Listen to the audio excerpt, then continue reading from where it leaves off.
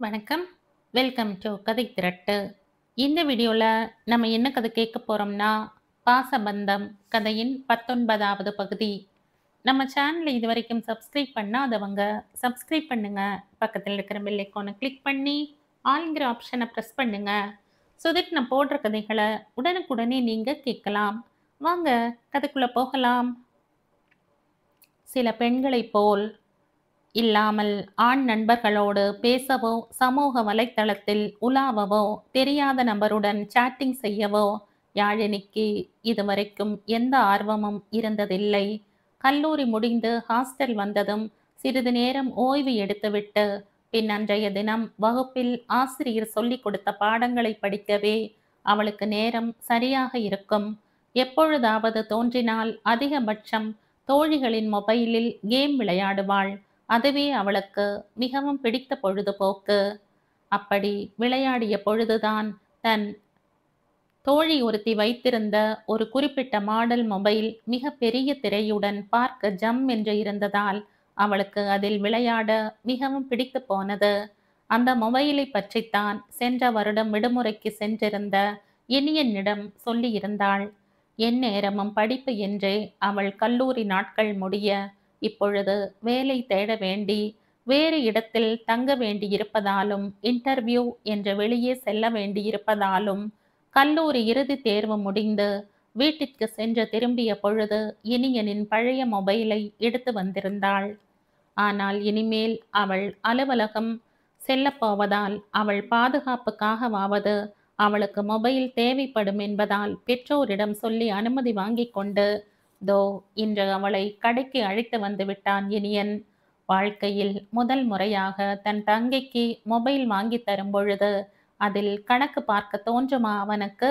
அதான் அவள் எப்பொழுதும் சொல்லும் அந்த மாடலையே வாங்கித்தர முடிவு செய்து விட்டான். ரொம்ப யோசிக்காத பாப்பா, சீக்கிரம் ஒரு கலர் சொல்லு. விலையை பத்தி எல்லாம் நீ யோசிக்க வேண்டாம். வீட்டில் பேசிட்டேன், அம்மா அப்பா சரின்னு சொல்லிட்டாங்க என்று அவன் சொல்லவும் இவள் பார்வையில் உற்சாகம். அதன் பின்னே ஒரு கலரை யாழினி தேர்ந்தெடுக்க அதை பில் போட்டு வாங்கி கொண்டு தங்கையுடன் வெளியே வந்தவன் அடுத்து அவளை ஆடை கடைக்கு அழைத்து சென்றான். அங்கு வைத்து அவளுக்கு வேண்டியதை எடுத்துக்கொள்ள சொல்ல அவளோ குறைந்த விலையில் 3 சுடிகளை செலக்ட் செய்து எடுத்து வர இனியனோ, என்ன பாப்பா நீ ஆபீஸ் போற, நல்லதா போட்டுட்டு போக வேண்டாமா? போய் கொஞ்சம் காஸ்ட்லியா எடு என்று விரட்டினான். யாழினியின் குடும்பம் அடிப்படை தேவைகளில் குறை வைக்காத மிடில் கிளாஸ் குடும்பத்தை சேர்ந்தது. அவளின் பெற்றோர் இருவரும் வேலைக்கு செல்வதால் பிள்ளைகளின் உணவு தேவையிலோ உடை தேவையிலோ எந்த குறையும் வைத்ததில்லை.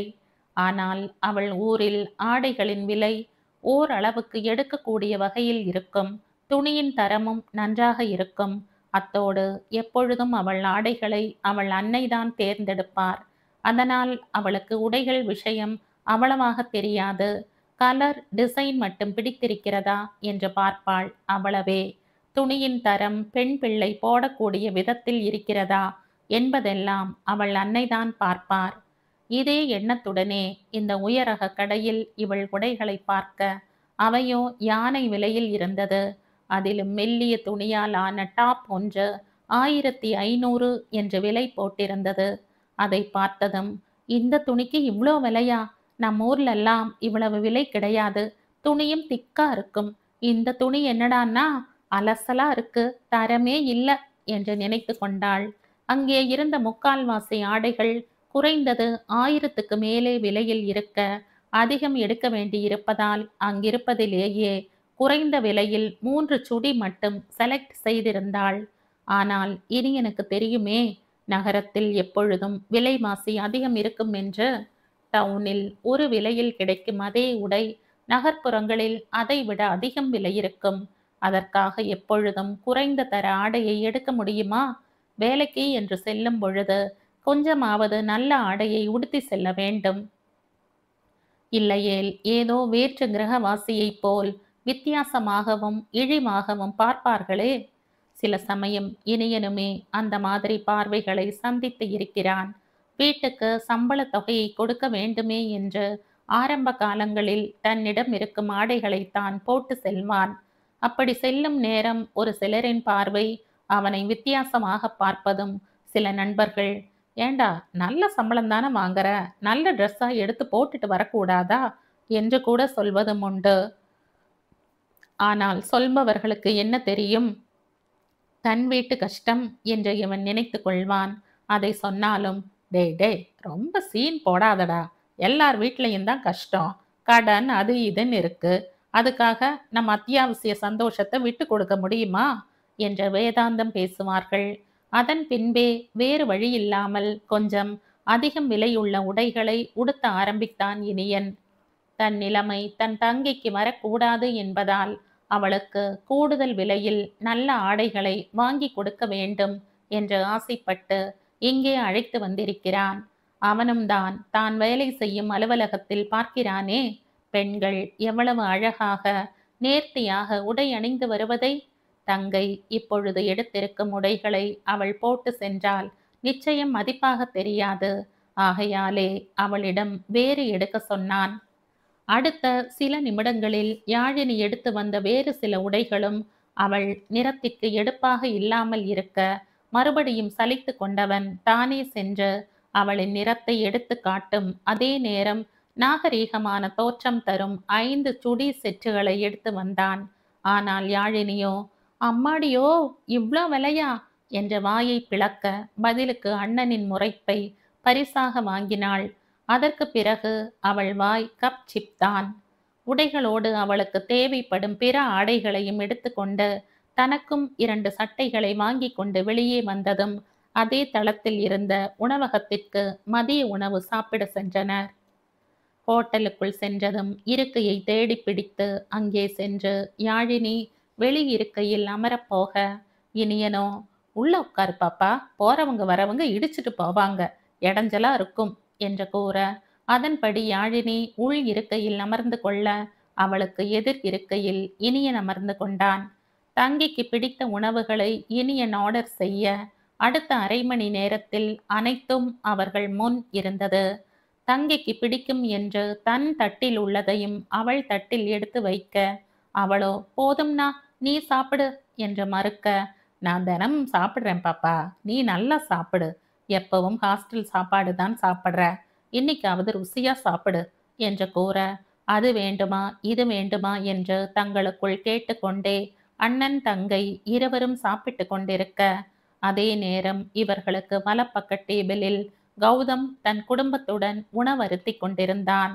என்றாவது விடுமுறை தினத்தில் இப்படி சேகர் மற்றும் ஜெய்யுடன் வெளியே கடை தெருவுக்கு வருபவன் அப்படியே உணவகத்தில் சாப்பிட்டு விட்டு செல்வான்.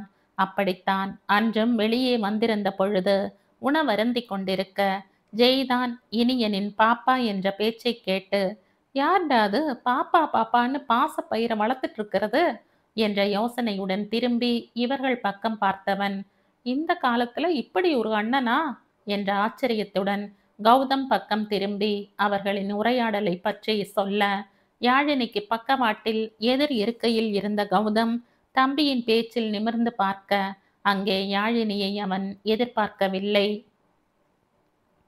அதே நேரம் உணவை வாயில் போட்டு கொண்டே நிமிர்ந்த யாழினியும் கௌதமை பார்த்து விட்டாள். நேற்று ஒரு நாள் பார்த்தவனிடம் எப்படி ரியாக்ட் செய்வது என்று தெரியாமல் இவள் முழிக்க, அவனோ இவளை பார்த்து சிநேகமாக புன்னகைத்தான். பதிலுக்கு இவளோ உதடு பிரியாமல் சிரிக்க, எதேச்சையாக நிமிர்ந்த இனியன், யாரை பார்த்து சிரிக்கிற பாப்பா என்று கேட்க, நேத்து இன்டர்வியூல பார்த்தவருனா என்று இவள் விளக்கம் கொடுக்க, நேத்து பார்த்துட்டு அதுக்குள்ள வெளியிடத்துல ஸ்மைல் பண்றானா, எவன்டா அது என்பது போல இனியன் கௌதம் பக்கம் திரும்பி பார்க்க, அவனோ இவனையும் பார்த்து புன்னகைத்தான்.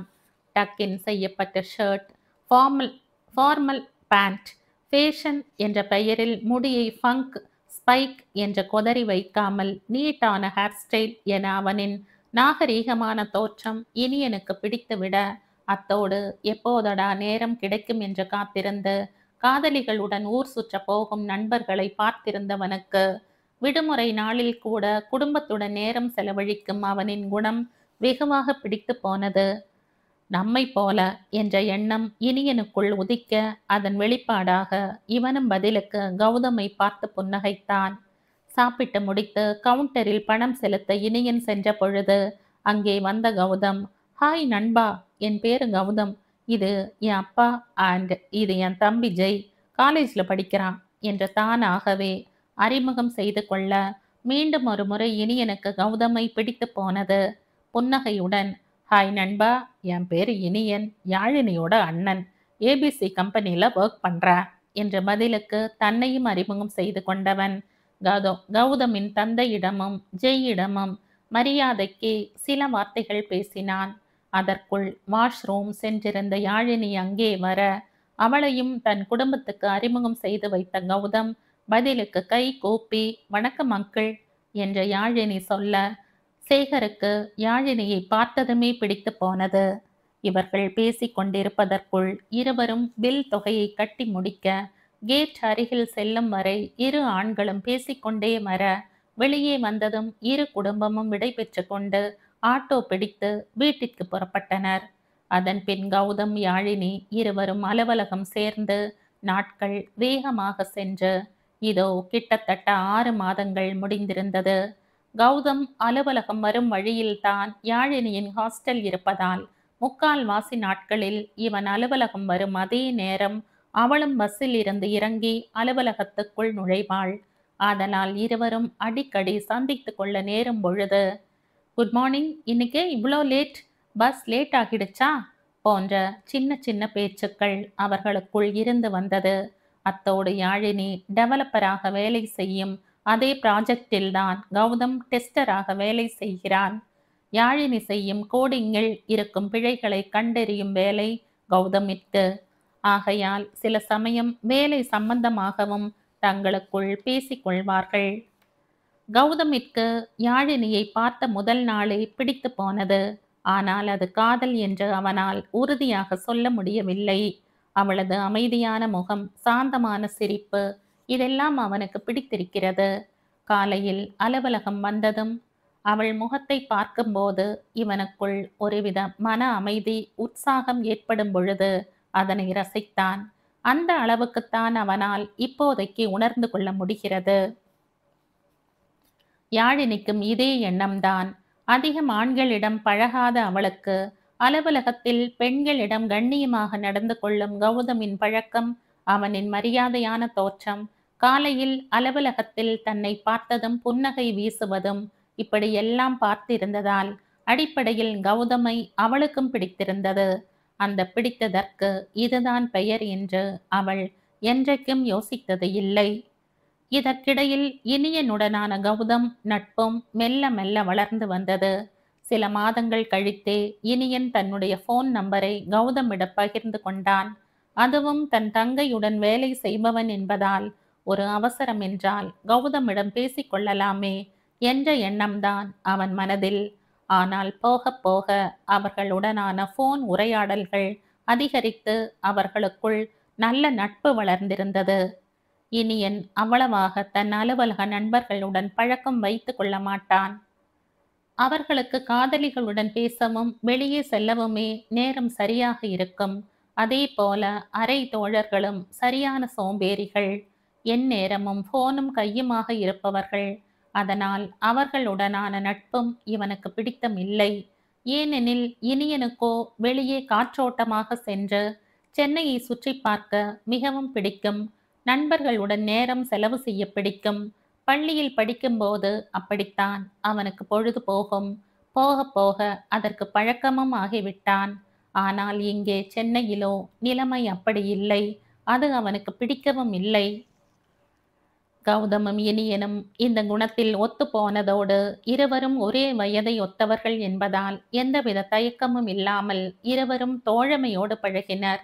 தன் நண்பர்களின் பிறந்த நாள் பார்ட்டிகளுக்கு தவறாமல் இனியனையும் அழைத்து செல்வான் கௌதம். இவர்களின் நட்பு யாழினிக்கும் தெரியும். அண்ணனின் நண்பர் என்ற எண்ணமும் சேர்ந்து கொள்ள மற்ற ஆண்களை விட கௌதமுடன் எந்தவித தயக்கமும் இல்லாமல் இயல்பாக பழக ஆரம்பித்தாள். அன்றொரு நாள் வேலை அதிகம் இருந்ததால் அனைத்தையும் முடித்து கொண்டு கௌதம் கிளம்ப இரவு ஆகிவிட்டது. கணினியை ஷட் டவுன் செய்துவிட்டு கிளம்ப எழுந்து கொள்ள அவனுடைய வரிசையின் பின் பக்கம் இருந்த வரிசையில் யாழினி இன்னும் கணினியில் வேலை செய்து கொண்டிருப்பது தெரிந்தது. இவ இன்னுமா கிளம்பாம இருக்கா? நைட் ஆயிடுச்சு என்று தனக்குள் சொல்லிக் கொண்டவன் அலுவலகத்தை சுற்றுமுற்றும் பார்க்க, ஒரு சில ஆண்கள் ஆங்காங்கே அமர்ந்து வேலை செய்து கொண்டிருக்க, யாழினியை தவிர பெண்கள் யாரும் இல்லை. அவளை தனியே விட்டுவிட்டு கிளம்ப மனமில்லாமல் மீண்டும் சென்று தன் இருக்கையில் அமர்ந்து கொண்டவன் கணினியை ஆன் செய்து பெண்டிங்கில் விட்ட எரர் செக்கிங் வேலையை செய்ய ஆரம்பித்தான். இப்படியே அடுத்த அரை மணி நேரம் செல்ல மீண்டும் திரும்பி யாழினியை பார்த்தான் கௌதம். அவள் கிளம்புவது போல தெரியவில்லை. தன் கையில் கட்டியிருக்கும் வாட்சை பார்க்க நேரம் 9ஐ தாண்டி சென்று கொண்டிருப்பது தெரிந்தது. திரும்பி யாழினியின் முகத்தை பார்க்க அவள் ஏதோ டென்ஷனாக இருப்பது தெரிந்தது.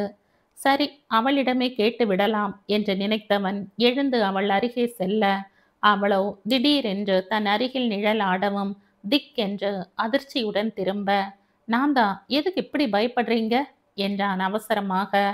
யாழினியோ, சடனா நிழல் தெரியவும் பயந்துட்டேன் என்றவள் லேசான நடுக்கத்துடன். அவள் அருகில் சேரை இழுத்து போட்டு உட்கார்ந்த கௌதம், ஒர்க் முடியலையா? டைம் 9 ஆகுது, பார்க்கலையா என்று கேட்க, அப்பொழுதுதான் அவசரமாக நேரத்தை பார்த்தவள் பதட்டத்துடன், ஐயோ, லேட்டா போனா ஹாஸ்டல்ல உள்ள விடமாட்டாங்க, இந்த கோடிங் வேற எரர் காட்டுது, அவுட்புட்டே வர மாட்டேங்குது என்று கிட்டத்தட்ட அழுது விடுபவள் போல சொல்ல, நீங்க தள்ளுங்க, நான் பார்க்குறேன் என்று கௌதம் பதில் சொல்லவும், இல்ல வேண்டாங்க, யாராவது பார்த்தா திட்டுவாங்க என்றவளின் குரலில் யாராவது பார்த்து டிஎல்லிடம் சொல்லி விடுவார்களோ என்ற பயம்.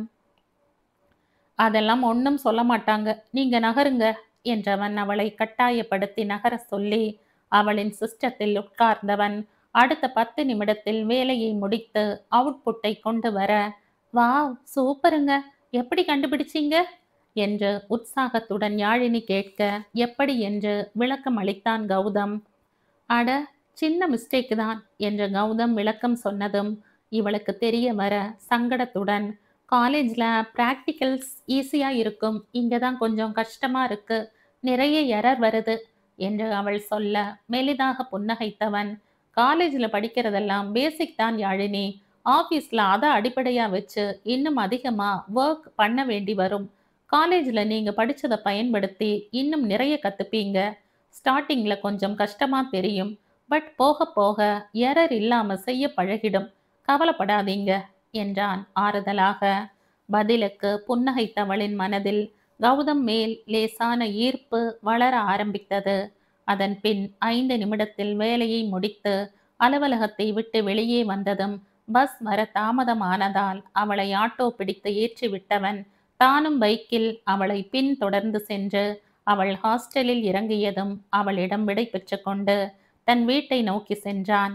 ஹாஸ்டல் வந்ததுமே இனியனுக்கு அழைத்து நடந்ததை சொன்னாள் யாழினி.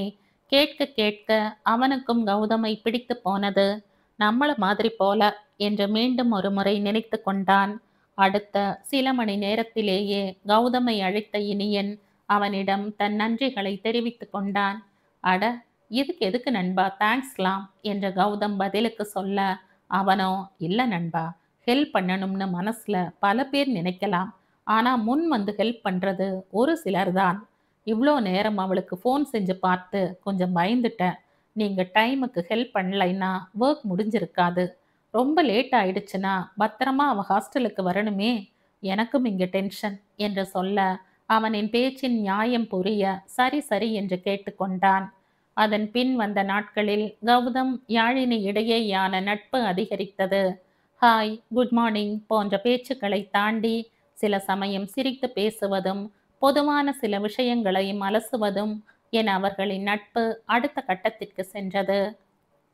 இதற்கிடையே ஒரு நாள் படம் பார்க்க மாலுக்கு சென்றிருந்தான் கௌதம். அன்றைய தினம் பிரபல அரசியல் பிரமுகர் ஒருவர் கைது செய்யப்பட்டதால் அவரின் சொந்த தொகுதியான அந்த மால் இருக்கும் பகுதியில் கலவரம் வெடித்தது. கண்ணில் பட்ட கடைகளை, பெரிய பெரிய காம்ப்ளெக்ஸ்களை அடித்து நொறுக்கி கொண்டிருந்தனர் அவரின் கட்சியை சேர்ந்த ஆட்கள். அதனால் கௌதம் படம் பார்த்து கொண்டிருந்த மாலிலும் பதற்றம் தொற்றிக் கொண்டது. அனைத்து திரையரங்குகளிலும் மக்களுக்கு விவரம் சொல்லப்பட்டு திரைப்பட காட்சி ரத்து செய்யப்பட வெளியே வந்த கௌதம் நண்பர்களிடம் விடை பெற்று கொண்டு பார்க்கிங் இருந்த தனது பைக்கை எடுக்க போக சற்று தள்ளி யாழினி யாரோ தோழியுடன் நிற்பது தெரிந்தது. இந்த நேரத்துல இவ ஹாஸ்டலுக்கு போகாம இங்க என்ன பண்றா என்று சற்றே எரிச்சல் அடைந்தவன் வண்டியை கிளப்பிக் கொண்டு அவள் அருகில் செல்ல, இவனை பார்த்ததும் அவள் முகத்தில் நிம்மதி. இங்க என்ன செஞ்சிட்டு இருக்கீங்க?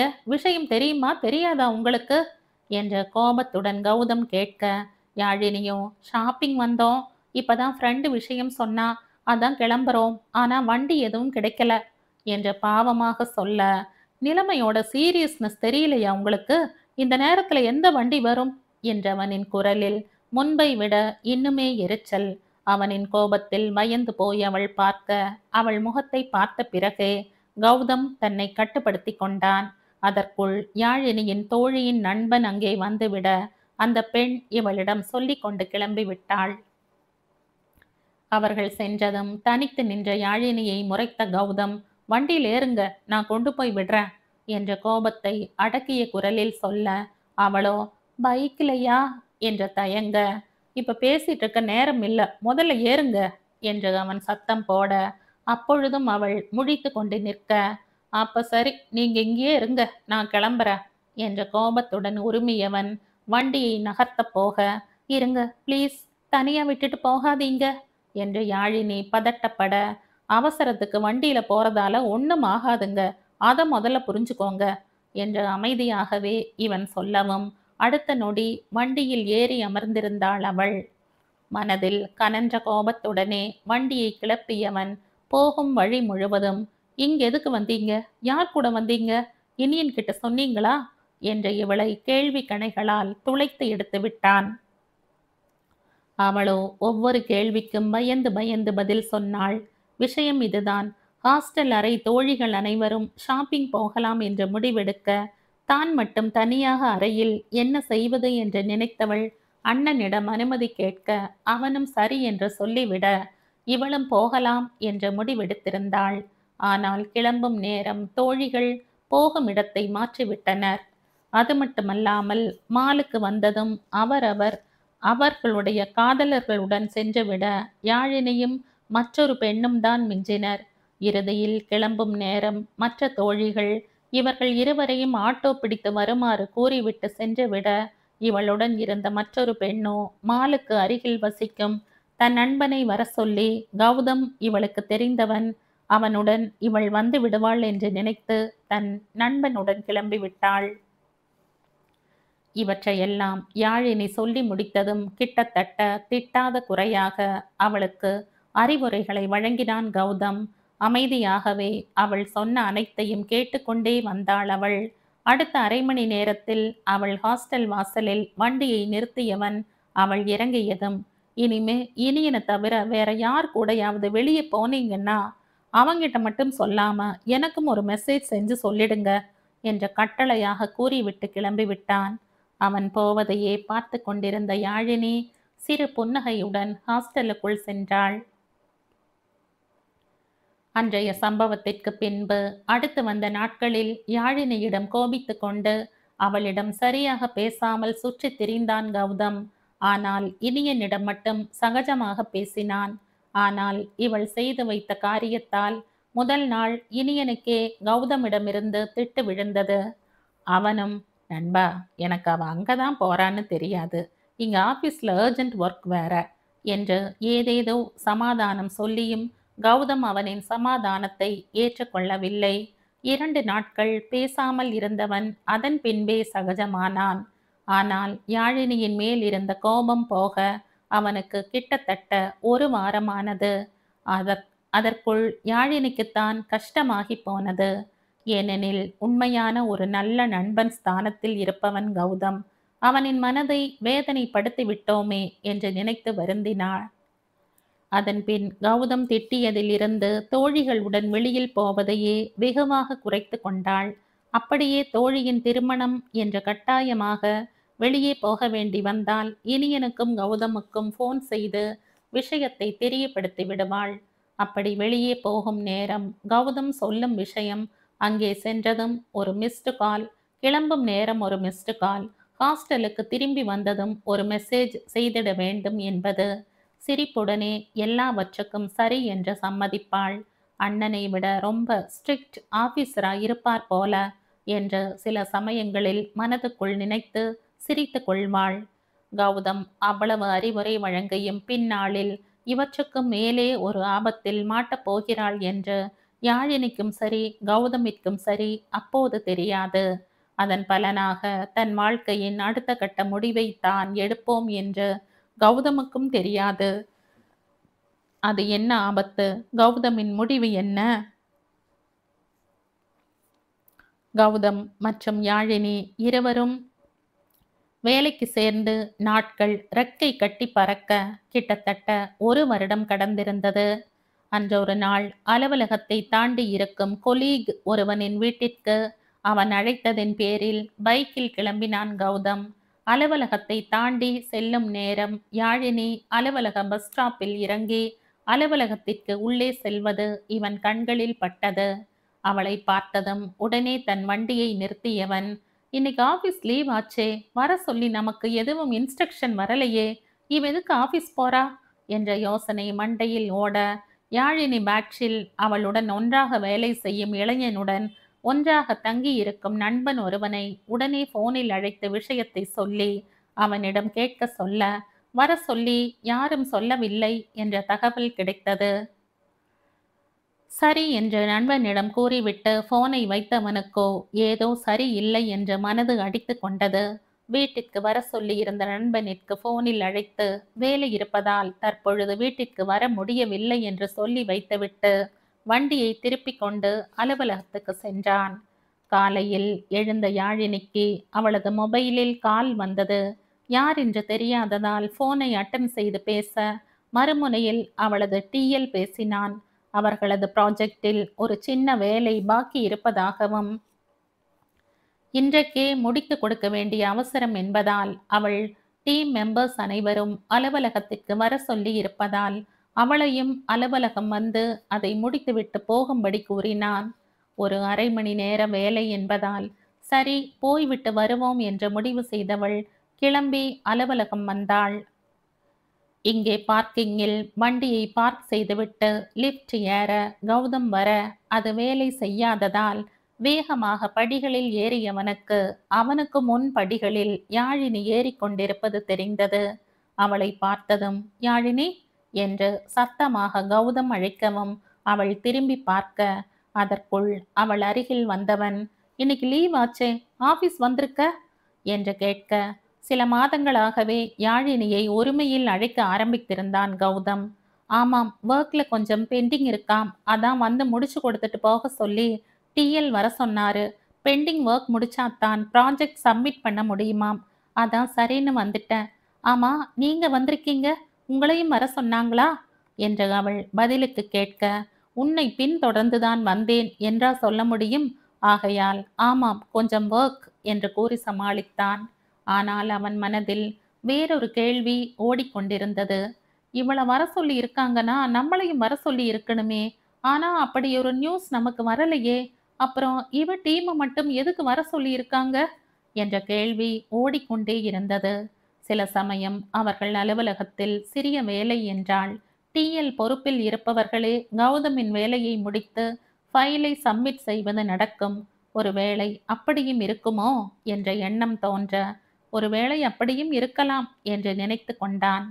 பேசி முடித்துவிட்டு சரி என்று இவனிடம் விடை பெற்று யாழினி முன்னே சென்றுவிட இவனும் தன் பகுதிக்கு செல்லும் நேரம் மற்றொரு ப்ராஜெக்டில் இருக்கும் நண்பன் ஒருவன் இவனை வழிமறித்து, டே மச்சா, உன்னைத்தாண்டா நினைச்ச, ஆபத் பாந்தவ மாதிரியே நீயே வந்துட்ட, ஒரு கோடு எப்படி பண்ணாலும் எரர் காட்டுது, நீ கொஞ்சம் வந்து என்னன்னு பாருடா என்று அடம் பிடித்து அழைக்க வேறு வழியில்லாமல் முன்னே போகும் யாழினியை பார்த்து கொண்டே நண்பனுடன் சென்றான் கௌதம். அரை மணி நேரத்தில் நண்பனின் செக்ஷனில் இருந்து வெளியே வந்தவன் தங்களது செக்ஷனுக்குள் நுழைந்து உள்ளே சென்று யாழினியை தேடி போக அவள் சீட்டில் அவளை காணவில்லை. அதே நேரம் அவள் டீம் மெம்பர்ஸ் யாரையும் காணவில்லை. ஒருவேளை வேறு பகுதியில் உட்கார்ந்து இருக்கிறாளா என்று பார்க்க அந்த ஃப்ளோரில் எங்கும் அவள் இல்லை. அவள் சிஸ்டத்தை பார்த்தால் அது ஆன் செய்யப்பட்டதற்கான எந்த அறிகுறியும் இல்லை. ஏதோ சரி இல்லை என்று இவன் மனதுக்கு பட யாழினியின் டிஎல் அறைக்கு சென்று பார்த்தான். அவனையும் காணவில்லை. உடனே தனது செக்ஷனை விட்டு வெளியே வந்தவன் தனக்கு தெரிந்த இடத்திலெல்லாம் யாழினியை தேடி செல்ல எங்கும் அவளை காணவில்லை. ரெஸ்ட் ரூம் வெளியேவும் சிறிது நேரம் நின்று பார்த்து விட்டான். அவளை காணவில்லை. உணவருந்தும் இடத்திலும் அவள் தென்படவில்லை. என்ன செய்யலாம் என்று யோசித்தவன் சரி என்று அவளது மொபைலுக்கு அழைக்க ரிங் போய்கொண்டே இருந்தது. ஆனால் எடுக்கப்படவில்லை. மீண்டும் மீண்டும் போட்டு பார்க்க 3வது ரிங்கில் அழைப்பு எடுக்கப்பட ஹலோ யாழினி, ஹலோ என்ற கௌதம் கத்த அந்த பக்கம் எந்த சத்தமும் இல்லை. தன் காதில் இருந்து போனை எடுத்து கௌதம் பார்க்க அவள் லைனில் இருப்பது தெரிந்தது. ஆனால் அவளின் குரல் கேட்கவில்லை. என்ன ஆயிற்று என்று நினைத்தவன் ஹலோ ஹலோ என்று மீண்டும் அழைத்து பார்க்க இம்முறை ம் ம் என்று ஏதோ பெண் குரல் கேட்க இவனுக்கு பகீர் என்றது. பதற்றத்துடன் யாழினி யாழினி என்று கிட்டத்தட்ட கத்தியவன் நீ எங்கிருக்க என்று சத்தமாக கேட்க இந்த முறை எந்த சத்தமும் இல்லாமல் நிசப்தமாக இருந்தது. போன் துண்டிக்கப்பட்டதற்கான பீப் ஒலி கேட்டது. அதன் பின்பே தெரிந்தது கால் கட் செய்யப்பட்டிருப்பது. மீண்டும் அவளின் நம்பருக்கு அழைக்க இம்முறை சுவிட்ச் ஆஃப் என்ற மெசேஜ் வந்தது. இதயம் தடதடக்க வேகமாக படிகளில் இறங்கியவன் எங்கு செல்வது என்று தெரியாமல் அங்குமிங்கும் கண்களை சுழல விட்டு கொண்டே பதை பதைக்க ஓட அப்பொழுது எதிரில் யாழினியின் அலுவலக தோழி ஒருத்தி வர அவளிடம் யாழினியை பார்த்தீங்களா என்று கௌதம் கேட்க அவளோ யாழினி கொஞ்ச நேரம் முன்னாடி தான் ஒருத்தர் கூட ட்ரைனிங் ரூம் பக்கம் போனா என்று பதில் கூறியவள் ஏன் ஏதாவது பிரச்சனையா என்று அடுத்த கேள்வி கேட்கும் முன் கௌதம் அந்த இடத்தில் இருந்து புயலாக கிளம்பியிருந்தான். ட்ரைனிங் ரூம் முதல் தளத்தில் சந்து போன்ற பகுதியில் கடை கோடியில் இருக்கும் கிட்டத்தட்ட குடோன் போன்ற பகுதி. அங்கே எதுக்கு இவ போனா என்ற கேள்வியுடன் வேக வேகமாக படிகளில் ஏறியவன் கடகடவென ட்ரைனிங் ரூம் சென்று அதன் கதவின் இருந்த கண்ணாடி போன்ற பகுதி வழியாக பார்க்க உள்ளே அவன் கண்ட காட்சியில் அதிர்ந்தான். உள்ளே அந்த டிஎல் யாழினியை வலுக்கட்டாயமாக இழுத்து அணைத்திருக்க அவளின் ஆடை லேசாக கலைந்திருந்தது. எப்பொழுதும் ட்ரைனிங் ரூமை திறக்க அலுவலக ஐடி கார்டு ஆக்சஸ் தேவைப்படும். நல்ல வேளை கௌதம் எப்பொழுதும் பர்சில் அலுவலக ஐடி கார்டை வைத்திருப்பான். வேகமாக தனது பர்சில் இருந்து கார்டை எடுத்து ஆக்சஸ் செய்து புயலென உள்ளே சென்றவன் டிஎல் சுதாரிக்கும் முன் யாழினியை அவன் பிடியில் இருந்து பிரித்தெடுத்தவன் அவன் முகத்தில் ஒரு குத்து விட்டான்.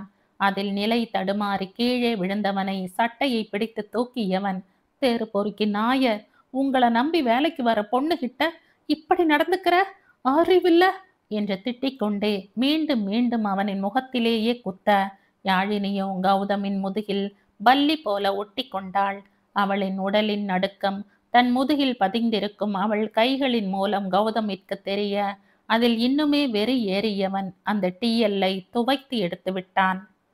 வலி தாங்காமல் முனங்கியபடி கீழே கிடந்தவனின் பாக்கெட்டில் இருந்து அவனது ஐடி கார்டை எடுத்து தன் கையில் வைத்து கொண்ட கௌதம் யாழினி பக்கம் திரும்ப அதிகமான அழுகையிலும் நடந்த சம்பவத்தின் தாக்கத்தின் நடுக்கத்திலும் நெஞ்சு பகுதி விம்மியபடி விக்கிக் கொண்டிருந்தாள்.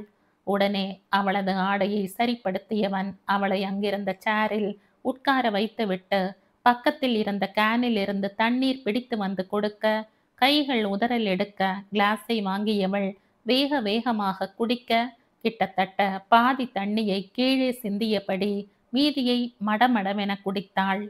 அவள் குடித்து முடித்ததும் அவளது முதுகை கௌதம் நீவி விட பல நிமிடங்கள் கழித்தே அவளது விக்கல் நின்றது.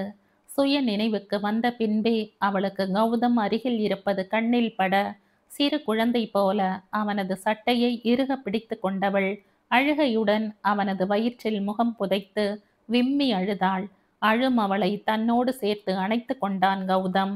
பல நிமிடங்கள் கழித்தே தன்னை சமன் செய்து கொண்ட யாழினி கௌதமிடமிருந்து விலகி தனது துப்பட்டாவை தேட சற்று தள்ளி கீழே கிடந்த அதை எடுத்து வந்து கொடுத்தான் கௌதம். பின் அவளிடம் என்ன நடந்தது என்று கேட்க அவள் சொல்ல ஆரம்பித்தாள். கௌதமிடம் பேசிவிட்டு தனது பகுதிக்கு சென்ற யாழினியை அங்கே செக்ஷனில் இருந்த சிஸ்டத்தை அப்டேட் செய்ய டெக்னீஷியன் வரவிருப்பதால் ட்ரைனிங் ரூமில் இருக்கும் சிஸ்டத்தில் அவளது ஃபைலை லோடு செய்து வைத்திருப்பதாகவும் அங்கு சென்று வேலை செய்யுமாறும் கூறி அங்கு அழைத்து சென்ற டிஎல் சிஸ்டத்தை ஆன் செய்து கொடுத்துவிட்டு போய் கதவை லாக் செய்தவன் அவள் அருகில் வந்து அவள் சுதாரிக்கும் முன்பு அவளை அணைத்து அவளிடம் தவறாக நடக்க முயற்சித்ததாகவும் அப்பொழுது டேபிளில் இருந்த இவளின் போன் அடிக்கவும் இந்த போராட்டத்திற்கு இடையில் மொபைலை அவள் ஆன் செய்துவிட அதற்குள் அவன் போனை தூக்கி எறிந்துவிட அதற்குள் கௌதம் வந்துவிட்டதாகவும் கூறினாள். யாழினி சொல்லி முடித்ததும் சொன்னதும் மீண்டும் கீழே கிடந்தவனிடம் சென்று அவனை ஒரு எட்டு விட்டவன் யாழினியிடம் திரும்பி அவளை நன்றாக வசைபாடினான். உனக்கு கொஞ்சமாச்சும் அறிவு இருக்கா? ஒர்க் இருக்கு வான்னு சொன்னா யார்கிட்டையும் விசாரிக்காம கிளம்பி வந்துடுவியா? உன் கூட வேலை பார்க்குறவங்க கிட்ட ஒரு வார்த்தை ஃபோன் செஞ்சு கேட்க மாட்டியா? அன்னைக்கே நான் என்ன சொல்லியிருக்கேன்? என்கிட்ட சொல்லணும்னு சொல்லியிருக்கேன்ல. நம்ம டீம்ல தானே நானும் ஒர்க் பண்றேன். என்கிட்ட ஒரு வார்த்தை கேட்டியா? வேலை செஞ்சா உனக்கு இங்க என்ன அவார்டா கொடுக்க போறாங்க? சண்டேயும் அதுவுமா கிளம்பி வந்திருக்க? அறிவில்லை உனக்கு? ஏதாவது நடந்திருந்தா என்ன ஆகி இருக்கும் என்ற குரல் உயர்த்தி கத்தியவனுக்கு அவளை ஒரு அறை விடலாமா என்ற அளவுக்கு ஆத்திரம். ஆனால் இவன் கத்தியதற்கே அவள் மீண்டும் அழ அவளின் அழுகையை பார்த்து ஆழ மூச்செடுத்து தன்னை சமன்படுத்தி கொள்ள தலைமுடியை அழுந்த கோதியவன் தன்னை கட்டுப்படுத்தி கொள்ள மிகவும் முயற்சித்தான். சில நொடிகள் அமைதியாக நின்றவன் அதன் பின் அவளின் தோற்றத்தை ஆராய்ந்து அவள் அருகில் வந்தவன் அவளது தலைமுடியை சரி செய்துவிட்டு அவள் கை பிடித்து எழுப்பியவன் வா ஹராஸ்மெண்ட் செல்லுக்கு போவோம் என்று சொல்ல அவளோ நகராமல் எதுக்கு என்ற நடுக்கத்துடன் கேட்க அவளை பார்த்து முறைத்தவன் எதுக்கா? இவனை பத்தி கம்ப்ளைண்ட் கொடுக்க என்று சொல்ல அவளுக்கு முகம் வெளிரியது. இது இது வெளியில தெரிஞ்சா எல்லாரும் ஒரு மாதிரி பார்ப்பாங்க, வீட்டுல திட்டுவாங்க என்று கூற அப்போ அப்படியே விட்டுடவா? இவன் மேல கம்ப்ளைண்ட் செஞ்சாதான் இவனை இந்த ஆபீஸ்ல இருந்து வெளியே அனுப்புவாங்க. இன்னைக்கு இவ்வளோ தூரம் செஞ்சவன் நாளைக்கு இதுக்கு மேலேயும் உங்ககிட்ட ஏதாவது வாலாட்டினா என்ன பண்ணுவ? இன்னைக்கு நான் வந்து காப்பாத்திட்டேன்.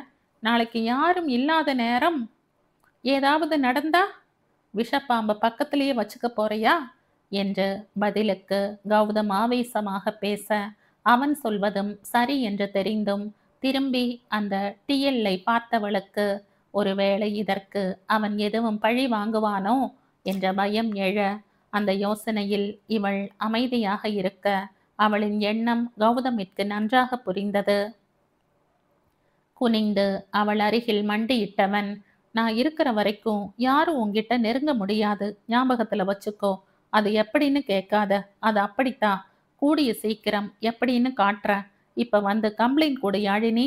உன்ன மாதிரி நாளைக்கு மற்ற பொண்ணுங்க பாதிக்கப்படாம இருக்கணும்ல, அதுக்காகவாவது கம்ப்ளைண்ட் பண்ணு. யாரும் உன்னை தப்பா பார்க்க மாட்டாங்க. தைரியசாலி பொண்ணுன்னு உன்னை பாராட்டுவாங்க. நான் சொல்றத புரிஞ்சுக்கோ என்று பல நிமிடம் அவளிடம் பேசி பேசியே அவள் மனதை மாற்றியவன் கீழே கிடந்தவனிடமிருந்து அவன் யாரையும் தொடர்பு கொண்டு அங்கிருந்து தப்பிக்காத வகையில் அவன் மொபைலை வாங்கி கொண்டு யாழினியுடன் அந்த அறையை விட்டு வெளியே வந்ததும் அறைக்கதவை லாக் செய்துவிட்டு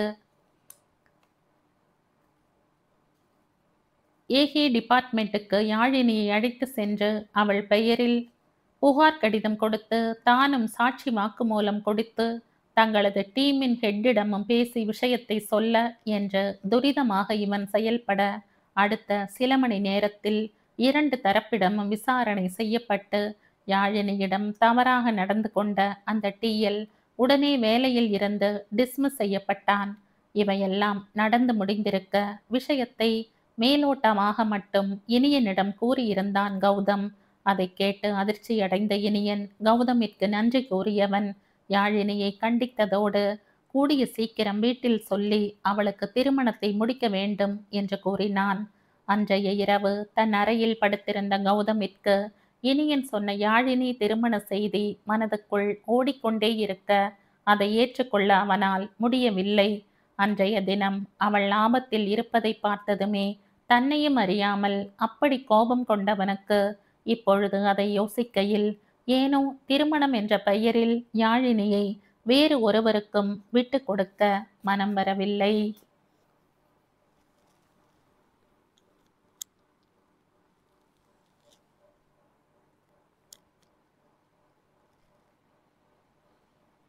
இந்த கதையின் தொடர்ச்சியை அடுத்த பதிவில் கேட்கலாம். நன்றி.